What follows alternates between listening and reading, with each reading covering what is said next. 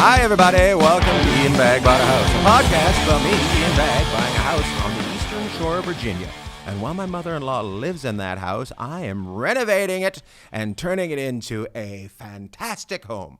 The podcast is mostly about renovating and becoming a construction expert when you know nothing. But I also talk to my friends about anything. We also talk to you guys about anything. And it's all about me, Ian Bagg. That's what this show's about. It's not really about construction. It's about me, Ian Bagg, because I'm fantastic. This weekend, I was in Minnesota. I was in St. Paul. St. Paul, not St. Paul. St. Paul is the twin city of Minneapolis, but it's kind of like Danny DeVito and Arnold Schwarzenegger, and St. Paul is Danny DeVito. It is, and I'm sure somebody lives in St. Paul and you think it's fantastic, but for me, Minneapolis is the place to be. So, boom, come at me, St. Paul. I don't give a crap. I don't care. It was good shows though, even though nobody was there. Chris, how was your weekend? My weekend was good. It was good? Yeah. It sounds like you slept. Yeah, that's all I did. Oh, perfect. Well, on my first show on Saturday, I'm pretty sure I had Bosnian war criminals at it, which was very fun. They were the funniest guys I've ever met, but I'm sure they're wanted. The way they just wore their clothes, they had their, the buttons done all the way to the top, and one was looking away at some point, and I yelled at him, "Colonel."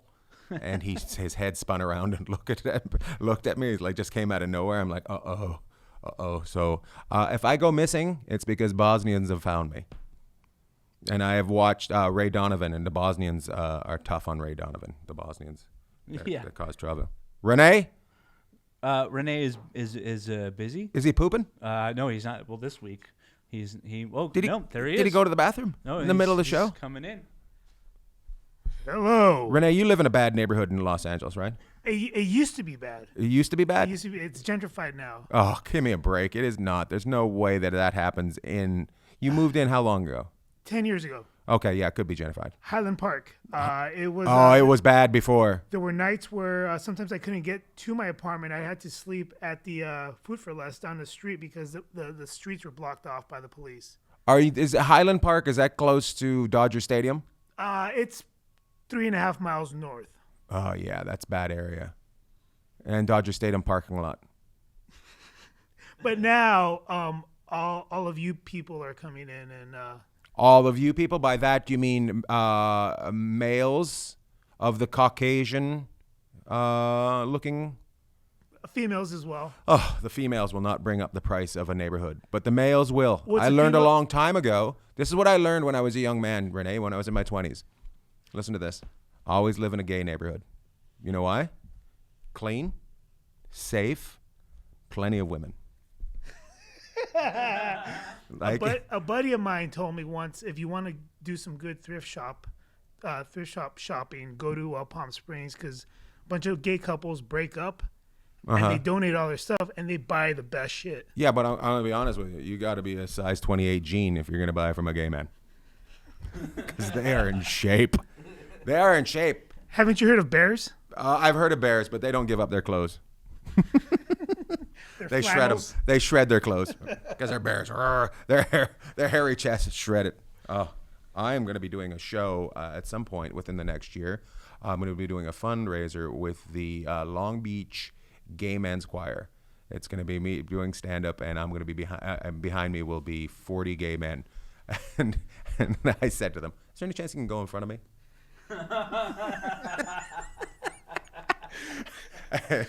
and one of them said, "Come on, Ian, join us." Will they come on, Ian? Oh, Renee, we're trying to stay off this just subject. You go to your bathroom. Renee, the reason I brought you in, I have a story I want to tell you. So yesterday when I was walking down the street, and I thought you might like this, there's a condominium that had condo, like a structure that has more than 3 places 2 blocks down from us, and it's right on the beach. Okay. So what was the price? They have two for sale. They have a 2-bedroom, 2-bath, $699. That's not bad. I knew you'd be like, what? What? It's right on the water. What? $6.99. I'll look into it. Okay. The other one, that one's at the back. The one at the front is 1.1. So Same building, same building, attached. attached. Wow. There's I'd say there's probably 12 units in it. Now, But $6.99 down near us is pretty impressive. so that you'd basically Look who just got a boner. Yeah. Chris Whoa, just got a hello. boner. It's like, You'd be living right next to Ian though. yeah, you'd be like 2 blocks from me. You'd be seeing me pick up poop in the morning when I take my dogs for a walk. Because I'm a good neighbor. I pick it up. Do you bring your own bags? Absolutely. And I have been known to give people bags when they're not picking up their poop. I hate those people. I'm like, hey, bud, you need a bag? And he's like, what? And I'm like, oh, I need a bag. And he's like, oh, yeah, I forgot. I rescued a dog, too, yesterday. I rescued a husky. He was running around. I could tell he got out of his house because he was just running on the beach having too much fun. I'd never seen him before, but there was nobody around. I'm like, oh, buddy, I just don't want you getting into traffic. I know you're loving the water and the beach and just digging and pooping all over the place. And then these people came down and got Rusty, the the husky. But the thing with huskies that scare the shit out of me, I don't know if you know, like when they had the blue eye, the one blue eye and the one dark eye. Yeah. He had that going on, and I just like, oh no, Terminator dog. Just to let everybody know that we got any questions before. If you got any questions for us, we have not named the show in Vegas yet. It's looking like After Dark with Ian Bagg. As soon as the ticket link goes up, I will be making an announcement on Facebook and Instagram, and you will be able to buy your tickets. I know we're less than a month away, but there's somebody that's in. It's prepared. We're just waiting for the ticket link to go up. Everything's good. So November 14th at 10 p.m. at the Jimmy Kimmel Comedy Club, we start off the residency. So that's coming, and we've got really good videos. We've got really good videos coming out for that. I think you guys are going to enjoy. What else is coming up? This weekend, I am going to Niagara Falls. I'm doing a roast for Steve Ludzig, who is a hockey player, retired hockey player who has Parkinson's disease, and we're doing a fundraiser for him. And then on Saturday night, I will be going to Hockey Night in Canada in Toronto versus Boston Bruins, and I will be sitting in the press box with my friend Jim Ralph. It's going to be a big night for me. I'm going to be telling my hometown to kiss my nuts. I've made it. So it's going to be fantastic. And meanwhile, nothing's happened on the house, but I want to bring in my friend right now from Atlanta, Georgia. We've always had I've gone on his show out in Atlanta, and we've had a great time. And we started talking about home repairs, and he is addicted to home repairs. I would say more than I am, because he lives in his house and he does all the repairs and he does it himself, and he learns, and he's like me, he grew up not knowing how to do things, and he's become an expert. Please welcome to the show, Jason Bailey. Everybody, Jason Bailey, hello. Can you see me, Ian Bagg? I can see you. It's fantastic. Show us the pipes. Show us what you built at the gym today. Oh yeah, bro. Oh yeah, Southern guy from Georgia brings the gun show out immediately. Just got back from the gym. This is like the first podcast I think I've ever been on. Which blows my mind, because you're a radio guy. No. So they must ask you all the time. No. No? I mean, I've been asked a couple times by some people, and it's nice, but I just don't know them, so I'm afraid they're gonna, chop it up and make me sound like an idiot. Don't be afraid. I've been on your show many times, and it's a fun show to be on. And I'm sure the guys that come on that want you to be on theirs will just want you to be on because they're big fans. It's a morning show in Atlanta, and you guys, it's 105.5. Is that what it is? 100.5, Bailey and Southside. Yeah. 100.5, and you guys have been on yours, popular, but you guys, you're mostly rock. It's a rock morning show with a lot of talk. That's what I like about it. You guys don't have to, you guys have great music, but you don't have to overplay music. You have lots of time to have a chat. Yeah, I mean, it's, yeah. By the way, let's go back, because you were just in Atlanta. I want to go back to your Vegas show. So since you left Atlanta a couple of weeks ago, I couldn't sleep until I named your Vegas show. Oh. I haven't slept in 2 weeks straight. It's you can see it in my eyes right here. They look very good. Sounds like you've been putting some tea bags on them. Ian Bagg, you ready? Ian Bagg, deserted. Deserted? Like desert, deserted, play on words. The After Dark thing, it's been played out. I think so. Dessert is probably kind of funny because I could actually have it like an ice cream sundae in front of me. Yes. Yeah. Or Ian Bagg built the buffet. No, that's right. Yeah. I like that. I really wanted late night Bagg because it just fit because it was late night and it was my shows. It's chirping, which is kind of a little bit bagging, and my last name's Bagg, so late night Bagg kind of fit. So I was just trying to we were just trying to figure out. After Dark with Ian Bagg is kind of like it was just simple because we have to have something to go up, for November 14th, and we're squishing for time. And so I'm not saying who's dragging their butt, but somebody's dragging their butt. Super pals dragging their butt on the ticket link. So we're just trying to come up with a name. So Deserted sounds good. Ian Bagg dinner plates. Bagman Group. The Bagman Group. I love they just put bags over your head and just say hello. Yeah. Who's the guy? There was the unknown comic wore a bag over his head. So because I could be called the known comic.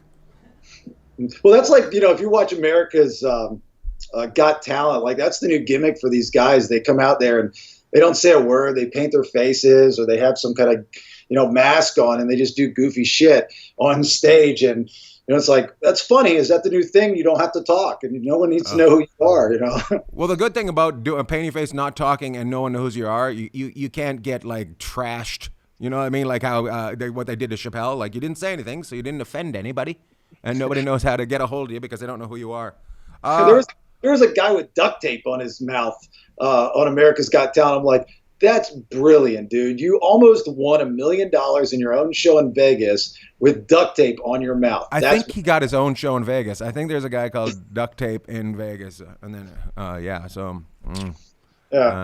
So let's get to what we talk about on this show, and that is home repair, home construction, and all about being that. And, how old were you when you first bought your first house? 21, 22. So I'm young. Yeah, it was a condo. It looked like Melrose Place. It was badass. It was 810 square feet. The kitchen was the dining room, was the laundry room. Yeah, it was awesome. And the walls were painted like Friends. Like it was like yellow and white mixture of like swirls and stuff. And I was a bachelor, and there was a big mirror on a wall. And dude, chicks dug it. They liked it. Chicks loved it. What town was that in? That was in Orlando, Winter Park, actually. Yeah, Florida. Oh, nice. And were you in radio at that time? Yeah, I was young in my career, but I learned from my mother, who I haven't spoke to in about 15 years, that real estate is good. And, you're not, these people that have their forever homes, no. So, it's a great investment. It'll always be a great investment. Right. And, to kill time, you do shit, right? Now, for people like me that grew up without a dad, you had no one to teach you how to do this stuff. So you always learned from your best friend who you were always jealous and envious of, who had a dad that would teach him shit. But you never really mastered it. So when you do try to do it, you screw up and your wife laughs at you. And that's the story of my life with my current house. Yeah. Well, I've got two things to say about your conversation. You learn from your mom, real estate good, family bad. That's what I feel like. Yeah. The other thing is, I grew up with a father, but I thought I was better than my dad and knew everything. And my friends learned from my dad while I was too busy trying to become a comedian and saying, I'm going to be able to hire people when I become a comedian. And then I realized later on that I should have learned from my dad. My dad's like, I'm not teaching you now, you fucking idiot. You're in your 40s. You can learn yourself, you dipshit. Blah, blah, blah. So you probably would have loved growing up in my neighborhood, and then my dad would have taught you things, and you would have been invited over for Christmas. How long did you own that place, your first place? Maybe about 3 or 4 years. And I met this chick, moved in with her, got a bigger place because you always want to go bigger and bigger and bigger. So. And then I didn't really do much. Oh, I tried. So the first condo. I had one of my first vacations, and I was like, you know what? I'm going to redo the cabinets in the kitchen. And the kitchen looked like the gallery from the Titanic that they messed up on. Right. not used. It was like a small little, 810 square foot condo. So I took all the cabinet doors off, took them outside, knew nothing about what I was doing. I sanded them by hand, didn't realize they sold something that actually plugs in and you sand. And it never got sanded properly. And I painted over it. It was all bumpy. And I did this like blue and white swirl again, because this is the 90s. So it's like Friends look. And then years later, I was still doing radio in Orlando. And I remember talking about it. And some guy calls up my show and he goes, I actually live there right now. And when I bought it, the first thing I said was, God, who's the asshole who painted these cabinets? That is hilarious. Somebody that knew you and seen your work and judged it horribly. Did you make a profit on your first sell? Did you? You did. The cabinets didn't hold you back? No, not as much as I should have, but I made, at that time, $5,000-ish was good, right? Right. And then the next one, I should have made more. I didn't. Live and learn. And then did you buy this? Did you buy the second one with a girl, or did you buy it on your own? No, I bought it on my own. Nice. Yeah. Then the third one, then you started to get into the real estate boom, which was great. And then I just started buying a bunch of houses at that time. Was this all still in Florida? Or was this when you moved up to Atlanta? No, this was in Florida. Yeah, this was all in Orlando. Like that real estate boom in the mid 2000s. That was great. I was buying, houses left and right. Nice. I didn't do anything to them though. That's the thing. I didn't start doing things to the house until I moved to Atlanta, actually, which was about 6 years ago. So your first step in, you were more into just buying property, and then as you built a house and a family, that's when you got into kind of doing repairs and making things. Adding on and learning more about being able to do things. Yeah, because I didn't know that you could do things. Like for me, to fathom to put a new kitchen in was only something that you did when somebody else would do it, right? I didn't have the funds to do it at the time. So in my head, I didn't realize that you could do all these things yourself. And I'm still learning those things. I mean, we talk, off the podcast, off the radio, and things that I've done to this house that we live in now, we've renoed the reno, because the asshole that renovated this house when we bought it was, borderline criminal. When we pulled up the shower and the master, this guy had put tile over the subfloor. There was no bladder, there was no concrete, and in order to, get the proper scaling of the drain, whatever the hell it's called, this dude just piled up tile. I had no idea until it started to crack and we ripped it up. And I wanted to chase this guy down and beat him with a sausage. I was like, what are you doing? What an asshole. Why did you do that? Do you think that was lack of knowledge, or do you think that was just get it done and get it on the market and get it moving? It was just because he was a lazy wannabe contractor. There's a lot of them out there. So you're just a piece of shit. Oh, totally. Yeah, totally. Nice. Yeah. And then we did a lot of renovations about 2 years ago, like with the kitchen and stuff. And I hired this guy and he was bad too, to the point where, when it was time to pay, I fired him about 3/4 of the way through the job. And he then sent me the final bill and it was ridiculously higher than what we agreed on. And I told him, meet me in my house and we'll talk about the bill. And he shows up and I have him on my patio. I didn't let him in. I had everything that he screwed up on and that I had to do myself or get somebody else to do. And I said, you have two options here. But before I give you the options, I'm going to explain. And I went through everything that he screwed up on. And I said, I believe are a good person. You have a good soul. You have a good heart. You meant well. You just have no idea what you're doing. So your two options are, A, I'm going to give you this check, which we initially agreed on because your guys need to get paid because they worked hard. Or B, you don't accept the check and we go to court and you can fight me and I have a field day with you and your reputation on social media. I was like, the choice is yours. And he took the check and I haven't talked to him since. Did he take any responsibility, or is he just did he know, or was he angry about it and then took the check? Was it one of those things? He knew, but have you ever told an adult that they need to get better at something? Yeah, it's tough. Yeah. It's tough for the I get it. Can I get you to tell the people what would be the things that you from that learning when you would hire a new contractor? Is there something you would ask so you wouldn't end up in that situation again? I would research them like you're marrying them. I would troll them. I would do a background check. I would find past clients. I would call them up, ask if you could go. I mean, seriously, if you're spending meet their parents. Yeah, meet the parents.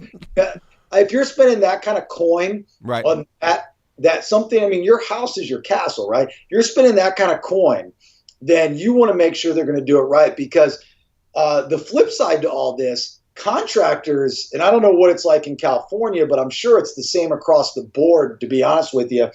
They can listen to this. Okay, so you hire a contractor. They sublease, let's say, the cabinet guy. Right. The contractor doesn't pay the cabinet guy. The cabinet guy can come after you and put a lien on your house until you pay him, even though you paid the contractor. Did you know that? I had no idea that was so. For what I've learned from you is, if you're going to have a contractor, find out if he's going to be subcontracting things, so you don't get a lease on your cabinets and your cabinets get taken out. Is what we're learning.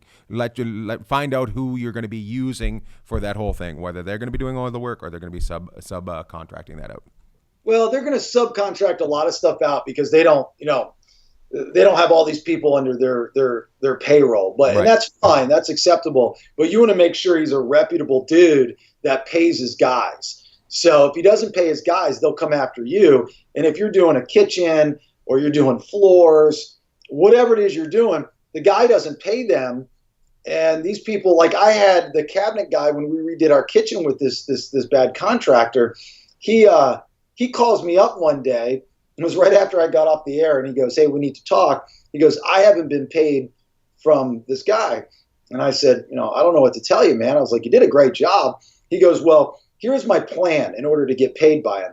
I'm going to put a lien against your house, but I want you in on it, and then that'll force him to pay me." I said, "Yeah, that's not a good idea. I don't want to be a part of this." I don't know if that's a good. I don't know how that works out for me at all. I don't want to be a part of your shitty plan. Count me out, dude. Oh, man. Here's what I'd like to do. I'd like to put a lien on your house, and that'll force him to pay me. That does. I don't know if you know how liens work, but that doesn't help anybody else out in this situation except for me. What is the biggest thing you've done on your house so far? Yourself. Myself. Well, I mean, does the yard count? Sure, yeah. Yeah, that was my big project when we bought the house that we're in now. Like, I just redid my office last December. It's, like all the stuff that you say. I didn't do this. Yeah, I mean, I helped, but I didn't do this. But the yard, I did a lot myself. Did you do decks? Did you do the decks? No, it's funny. I was talking to somebody today I was like, you think I could redo a deck? Like this weekend, I'm going to build this roof for my firewood holder thing we have a cabin up in North Georgia, and I'm so excited about it because I get to use a saw, and I don't know the names of anything, but can you be careful with the saw, because I've seen you use grinders and be damaged and everything like that. So be careful with the saw. Wear your gloves and wear some thick pants and some steel toe boots while you're doing the saw. I will. Did you see the video of that thing shooting in my arm? Yes, that's what I'm talking about right there. The shrapnel. I was so Rambo. I pulled it out and blood just gushed everywhere. It's so Rambo, but he's doing a flower bed. That's the yard probably. Well, actually, no. I tiled our bathroom. I never. That's impressive. Yeah, I did that with my father-in-law. So he kind of taught me how to do that. That was pretty cool. What kind of tile did you use?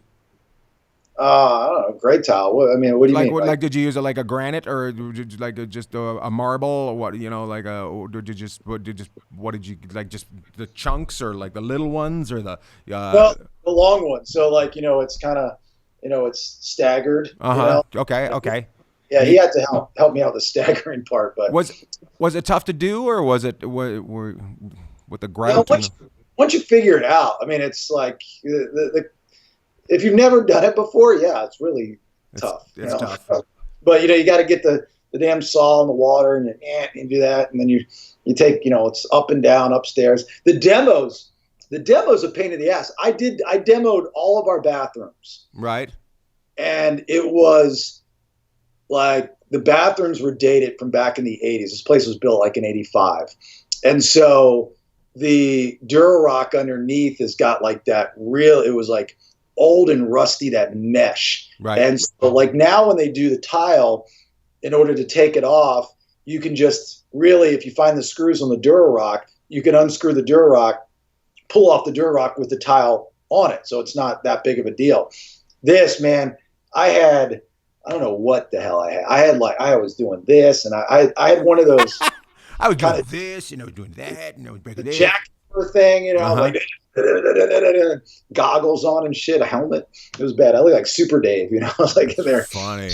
Yeah. That's great. What would you like to have done to if you could just do anything to the house, what would you like to have done to it? The only thing left is the deck. I want to extend the deck because I grill a lot, hence the grill podcast. But I want to extend the deck and put that Trek system down, like that composite decking. Mm-hmm. And yes, I'm with you.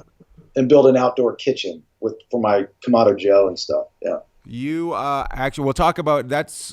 I want to do the deck as well at some point. But you do a podcast called Hunt and Grill. What is it? I can't remember the name. I'm sorry. Shoot to Grill. Shoot to Grill. I see. I was so close. Yeah, you were really close. It's an AC/DC song. Shoot to Grill. That's how the idea came about. Is that what it's from? It was a busted radio bit, and I was like, bite my ass. I'm gonna use the name still. So yeah.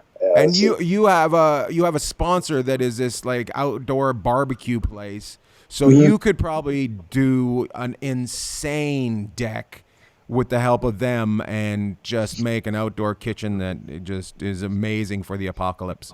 Yeah, they've got a lot of the Atlanta grill company. They've got a lot of connections there. Like as far as the kitchen that I would do, a lot of people put their Kamado Joe, and for those that don't know what Kamado Joe is, it's like a big green egg, but in my opinion, better. It was the same company, but they broke off, right? Then they split. Wasn't it this one company, and then they became two, like the partners, and then one went one way, and that's Kamado Joe, and then the other one's green egg and ham. No, so Kamado's the style of cooking, where you cook in the ceramic kind of oval. Big Green Egg was first and dominated the market. Both Atlanta companies based out of Atlanta. This guy, Bobby Brennan, who started Kamado Joe, he's an executive from some other big companies. He just took every issue that people were having with the Green Egg and made it better with the Kamado Joe. It's lighter, isn't it? Isn't it lighter? Like the egg is 1,000 pounds, and I think it's half the amount of weight on the Joe. Well, it's easier to lift, and there's like little nerdy grilling things, but they've surpassed them as far as owning the market, from what I understand. But anyway, what I was saying with the kitchen thing, I wouldn't want to build it in wood because wood burns, so that doesn't make any sense to me. So I'd want to do kind of like a really nice whatever material or that kind of metal material, and that's my next project for the house is the deck. I would do. I think I would, for an outdoor kitchen, I would probably have some sort of tile again on the ground and then surrounding. But I would put it in a corner, and then I would go, because I would put it here like this, and then this would be the kitchen area, and then I go 2 levels down, boom, boom, boom, more deck, and then back up again, level, and then surrounding. I would put it a little bit out to there. I know I'm designing your deck for you, and I haven't even seen your house. And then, do you have a pool? No, not here. Okay. Well, you're going to need to put a pool on my design.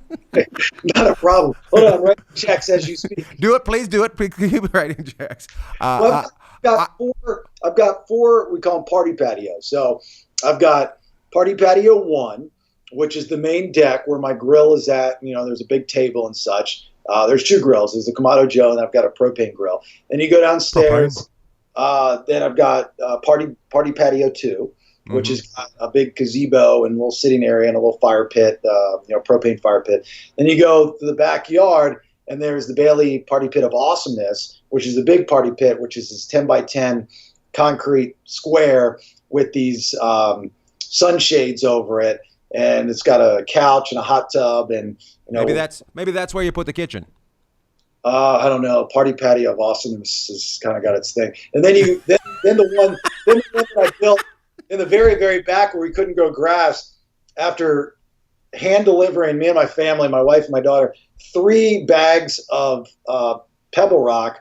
I built a fire pit back there for my daughter. Now that she's 14, she doesn't give a damn. But when she was younger, she wanted to roast marshmallows, and all my fire pits were propane. So I built an actual fire pit for her. So that's Party Patio 4. So that's what you missed out on when you were here. I bet you that's where the teenagers smoke their dope.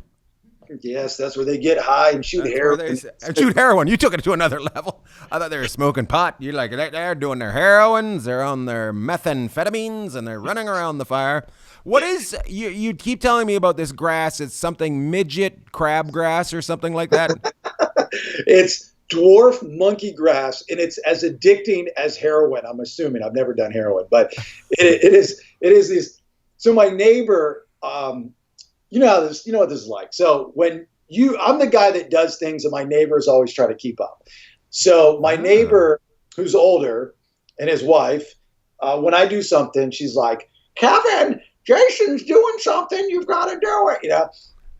But this is the first time he did something that I was envious of, and he's planting these. It's called dwarf mondo grass, which dwarf monkey grass, and there's just these little evergreen. The size of a big girl's nipple, kind of like that. Oh. And so they're expensive too. They're like $3 a pop, and they only cover a small area. So you have to get these, a bunch of them, but you get an auger. You know what an auger is, right? Yeah. And the auger bit for your drill. Uh-huh. And literally you go out there and you just, and you put them in there, and it's good for water runoff, or places where grass can't grow. It's ground cover. Will you take a picture of it for it and send it to us? Yeah, of course I will. And how did you respond when you seen Kevin doing it? You're like, what the fuck are you doing, Kevin? Yeah, exactly. Then I punched him in the face. Hey, Kevin, fucking you old fart. What are you doing, you son of a bitch? What are you doing bent over, fucking? Come on, Kevin. Yeah, well, you leave Kevin alone. He's working for me. He's on it. He's got a bad heart, Jason. Kevin doesn't have a bad heart, does he? I don't know. Keep him away from party pit number 4. That's not going to be good for his heart. But when Kevin comes over drunk, it's the best. He kind of wobbles over, and he's got his highballer Manhattan, and he's like, "Hey, what's going on over here?" That's funny. We've got 2 neighbors. We've got Tom, and we've got Pervy Tom. And when Pervy Tom comes over, it's a completely different part of it. Tom's really fun, but when Pervy Tom comes over, I fucking laugh because he's trying to grab everybody's ass. And he's got a glass of wine, and he's got his dog Betty, who's black, and he goes, "Come on, Black Betty, let's get at it." You ever notice when a neighbor comes over and they bring their own bottle, they dance as they walk in? They've got the bottle, like usually if they're a righty and they're right, they're drinking their left, and they kind of do one of those. Oh fuck, I love it. I love when they come over and they think it's a party, but it's just you having dinner with your wife. You're like, no, it's not a party there, Tommy. All right then. Very much. See you later. Awesome, Jason. Well, send us a picture of that. Thank you. Tell everybody how to get to your podcast and your radio show. I'm guessing your radio show it's iHeart, right? So they can get it on iHeartMedia. We're owned by Cumulus, but it is on the iHeart app. AtlantisRockStation.com and Rock 100.5. There's an app for that. They can go to BaileyandSouthside.com. They can listen there. That's for the radio show in Atlanta. And the podcast is ShootToGrillPodcast.com. It's a podcast video cast, just to let everybody know. You can watch it. And your guests are insane. Tell them about your guests. Ian Bagg. Fantastic. Yeah. Season 3 we're going to launch shortly, and we had William Duvall from Alice in Chains. We had Kyle Sanders from Hell Yeah. Mike E. Winfield, comedian. Yeah, comedian. Yeah. So I don't even know all the guests we have for season 3, and we've got one more to record. You have a lot of musicians, so you guys are going to have a lot of musicians on the show, and it's Shoot to Grill at shoottogrill.com, or where do they get it? shoottogrillpodcast.com. Some asshole took Shoot to Grill. Son of a bitch. Probably Kevin, that fucking drunk ass. He was drinking and he's like, I'm going to buy this URL and screw over my neighbor. Have you had any of that dwarf midget grass? Come on. Thank you so much for dropping by the show and saying hi to us and having a good time. Good luck with your deck. We look forward to seeing it. I'm sorry I didn't get to see your house the last time I was there, but next time I'm just going to wander over and go down to Party Pit number 4 and smoke dope with the teenagers. Well, thanks. And by the way, for your audience that watches and listens to your podcast, if they've never seen you perform live, you have to go and see Ian Bagg perform live. I've been in this business for almost 3 decades. Ian is one of the best stand-up comics I've ever seen in my entire life of America. Well, thanks, man. Yeah. Thanks, buddy. There's a check in the mail. Get ready to do your deck, because I owe you some money. And he likes when you send him a cake randomly when he's on stage. These dicks. They sent me a gay pride cake. It was a gay flag cake, and it was like 18 layers. I'm just like, come on, I'm trying to do comedy. They're like, have your cake, you motherfucker. And you sent it back to me, and you had the waitress write asshole on it. And so we go to bed that night, and I had tennis the next day. And my daughter texts my wife and says, hey, whose cake is this? Can I eat it? Because it's got a name on it, and I don't want to say the name, but it's not me. Did she enjoy the cake? She and her friends loved the rainbow flag cake. Awesome, bud. I will see you. I'm apparently coming back into Atlanta in 6 months, so we'll see you soon, and I'll talk to you on the social medias. Say hi to your family, and thank you for being on the show. Jason Bailey, everybody. Thank you for being on the show. Next week we will. Next week I'm going to be in Aurora, Colorado on the Tuesday doing a corporate gig. So it is going to be a quick 5-minute interview of myself is what you're going to see. Make sure you tell all your friends about this. Chris, is there any questions from the internet that we need to talk about? No actual questions, but top fan Nikki Bushy said she just kept saying like, "What's up?" She's in Virginia Beach. She can't wait to see you. Virginia Beach, can't wait to see you. Again, Jennifer Smith, hi from Cincinnati. Hello. Jennifer Smith. Denise Connor was like, "You don't get your home inspected before you buy them." That was for earlier when you were interviewing Jason, and. Michael Bednarik, Bailey in the Bag is what he says. Bailey in the Bag. Just to let that lady know you don't get your house inspected. Just because you get your house inspected doesn't mean you're not going to find problems with it afterwards. Not everything. They're not going to check what's underneath your shower or how the shower is put in. That is not what they're going to do. Is they're going to check, more the bones, like rather than that kind of stuff. Right? Am I right, Chris? I've never owned a home. I barely live. You will. Apparently, you're going to be my neighbor. You're going to come down there and buy that $699,000 house someday. Hey guys, I appreciate you. I just appreciate you. Damn it. By the way, my wife told me to tell you guys that I don't wax my balls, and there is no slappa.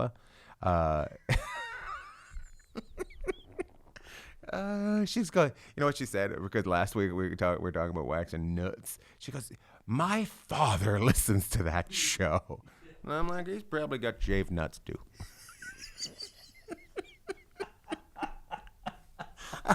You know what's great about it is she doesn't listen to the show immediately, so I forget about it that she's listened to the show. So I can almost guarantee you that next week at some point I'll just get a phone call. So my father shaves his nuts. And I'll be like, what the fuck are you talking about? And then I'll have to think about what happened a week before when I was an idiot like this. Anyways, guys, go to ianbagg.com. We're very excited about Las Vegas coming up. I'm thrilled that you guys listen to the show. It's morphing a little bit. We're getting less talking about house. We're still going to be talking about house at times, but it's more about me just talking to my friends, and I appreciate you guys just tuning in. If there's something you'd like to see on the show, let me know. If there's something you'd like to talk about on the show, it doesn't have to be just about Ian Bagg buying a house and doing work on it. Ian Bagg bought a house, but I'm just still Ian Bagg. So tune in, tell your friends. This weekend, I will be in Niagara Falls, like I said. Tuesday, Aurora. Wednesday, next week, I'll be in San Diego. Can't remember the name of it. I'll be there. And then Thursday, San Jose. And then the weekend, I will be in Seattle. If you like my promos, thank Chris and Renee. They do most of the work on it. If you do like my promos, please take them and share them. Send them around the world. It's the only thing that's going to make me a better known comedian, is if you share everything I do. So, there we go. That's all I got to say. I think that's all I got to say. Chris, do you think that's all I got to say? Yes. Andy. Wait, no. There's a few. Michael Bednarik said bald bag. Bald bag. And then Andy says always fun waxing nuts. Waxing. That's funny. Wax nuts with Ian Bagg. Yeah. Maybe that could be the name of your Vegas show. Going crazy. That's something crazy from the heat or something. Something like that. Oh fuck. Something about nuts. Oh, if you have any Gone nuts, Ian Bagg. Yeah, something about nuts. If you have any ideas for the Ian Bagg's Vegas show title, we're still kind of trying to find it. So anyone on here or Nutless with Ian Bagg. Yeah. So anyone on here, please just let us know via Facebook. Ian Bagg sacked. Interesting. By the way, if you're zooming in, you can see my dog's hair all over me. Oh, that's what that is. Okay. You fucking fucks. So, Mike Calta, is this Calta? Yeah, Calta? Is this John Levitt's studio? No, it's not John Lovett's studio. We are at Arson House Studio and Icon Concert Studio. That's where we are. I'm not like your buddy Bert, and I'm not doing it from home. Calta! Mike Calta is Mike Calta. Is he still there? I don't know if he's still there. I assume so. Calta, I want you to do this show. Will you do this show? Mike Calta from Tampa, Florida. The Mike Calta Show. Will you do it? Calta! Quit raising funds for your people and doing your cruises and making tons of money and do my show, Calta. We have one last suggestion. Yep. Oops. Butts and mitts on the strip. That's from Andy. How about Quinn. nuts to butts? Nuts to butts with Ian Bagg. How packed is the building? It's nuts to butts packed.